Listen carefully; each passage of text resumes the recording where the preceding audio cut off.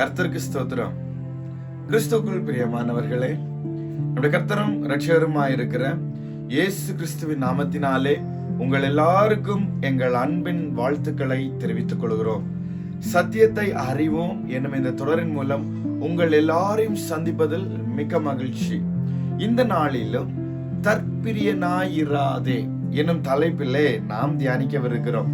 2 தீமோத்தேயு 3வது அதிகாரம் 1 முதல் 5 வரையிலான வசனங்களை வாசிக்கும் போது, கடைசி காலங்களில் கொடிய காலம் வரும் என்று அறிவாயாக, எப்படி எனில் மனுஷர் தற்பிரியராய் இருப்பார்கள், இப்படிப்பட்டவர்களை நீ விட்டு விலகு என்பதாக சொல்லப்பட்டிருக்கிறது.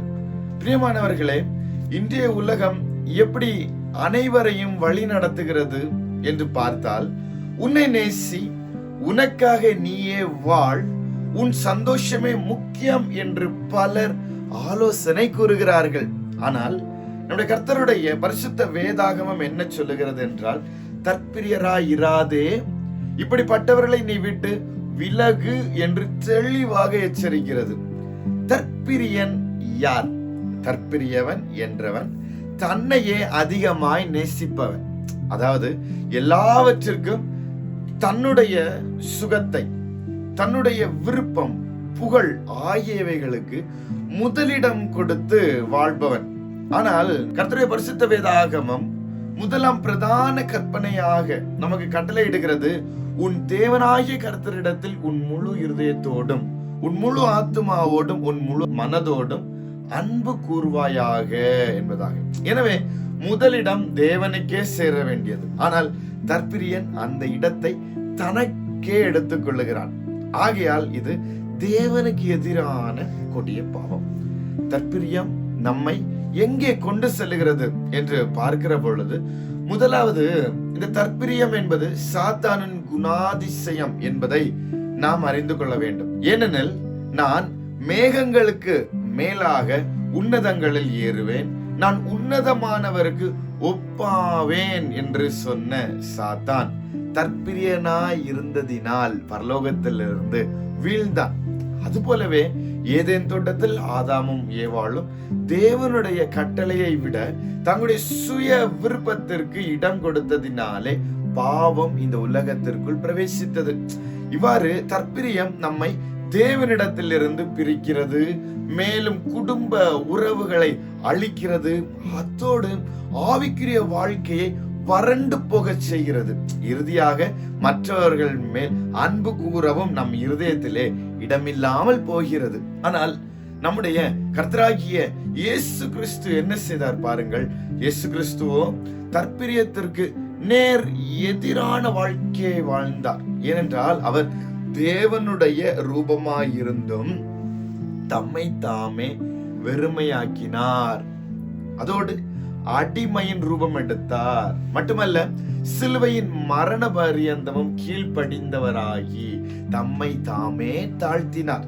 அவர் தமக்கே பிரியமாய் நடவாமல் என்று வேதம் சொல்லுகிறது.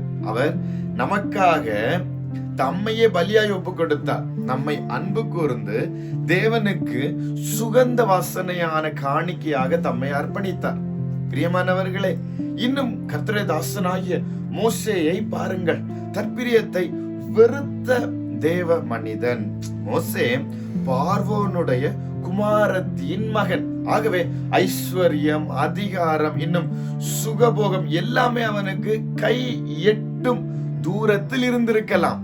உண்மையில் மோசே விரும்பினால் எகிப்தின் சிங்காசனத்தில் அமர்ந்து சுகமாக வாழ்ந்திருக்கலாம். ஆனால் மோசே என்ன தெரிந்து கொண்டார்? எகிப்தின் அரண்மனையை வெறுத்தார். அதற்கு பதிலாக தேவனுடைய ஜனங்களை தெரிந்து கொண்டார். பார்வோனுடைய குமாரத்தின் மகன் என்னும் அந்த பட்டத்தை வெறுத்து அதற்கு பதிலாக தேவனுடைய ஊழியக்காரன் என்ற அழைப்பை ஏற்றுக்கொண்டார். பாவத்தின் சுகபோகத்தை வெறுத்தார். அதற்கு பதிலாக துன்பத்தை அனுபவிப்பதையே தெரிந்து கொண்டார். அந்த எகிப்தின் பொக்கிஷங்களை வெறுத்தார். அதற்கு பதிலாக கிறிஸ்துவின் நிமித்தம் வரும் நிந்தையை அதிக பாக்கியம் என்று எண்ணினார். மோசே தற்பிரியராய் இருந்திருந்தால் அரண்மனையின் சுகத்தை விட்டிருப்பாரா? ஒருபோதும் இல்லை. ஆனால் அவர் விசுவாசத்தினாலே, அதாவது இனி வரும் பலன் மேல் நோக்கமாயிருந்து தன்னை வெறுத்து தேவனுடைய அழைப்பிற்கு அவர் கீழ்ப்படிந்தார். மேலும் அப்போஸ்தலராகிய பவுல் தனக்கு லாபமாயிருந்தவைகள் எவைகளோ அவைகளை கிறிஸ்துவுக்காக நஷ்டம் என்று எண்ணி வாழ்ந்தார். அது மட்டுமல்ல, அவற்றை எல்லாம் குப்பையாக கருதி கிறிஸ்துவை மட்டும் ஆதாயமாக பெற விரும்பி வாழ்ந்தார். அவருடைய வாழ்க்கையே அதற்கு சாட்சி. நீ தற்பிரியனா? சிந்தித்துப்பார்.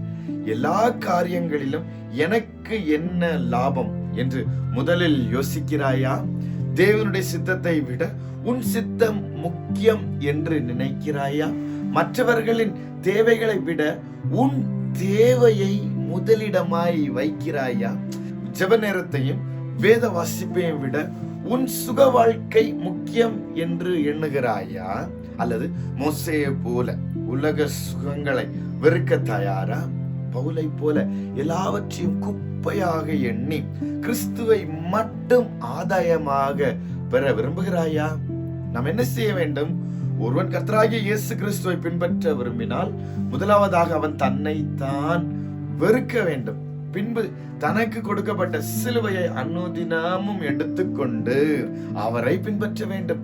நாம் இனி நமக்கென்று பிழைத்திராமல் நமக்காக மரித்து எழுந்திருக்கிறவருக்கென்று நாம் பிழைத்திருக்க வேண்டும். அதற்காகவே அவர் நம் எல்லாருக்கும் மரித்தார். பிரியமானவர்களே, தற்பிரியம் என்பது நம்மை மெதுவாக அமைதியாக நம்மையும் அறியாமல் தேவனிடத்தில் இருந்து பிரிக்கும் ஒரு வலை. ஆகவே பிரியமானவர்களே, தற்பிரிய குணத்தை விட்டு விலகுவோம். மோசேயை போல விசுவாசத்தினாலே இனி வரும் பலன் மேல் நோக்கமாயிருந்து உலகத்தின் சுகங்களை வெறுப்போம். பவுலை போல எல்லாவற்றையும் குப்பையாக எண்ணி கிறிஸ்துவின் சிலுவையை மட்டும் மேன்மை பாராட்டுவோம். தற்பிரியத்தை சிலுவையில் அறைந்து விடுவோம். நாம் இனி நமக்கென்று அல்ல, நமக்காக மரித்து எழுந்திருக்கிறவருக்கென்று வாழ்வோம். கர்த்தர் தாமே இறங்கி உங்கள் எல்லாரையும் அளவில்லாமல் அதிகமாக ஆசீர்வதிப்பாராக. ஆமென்.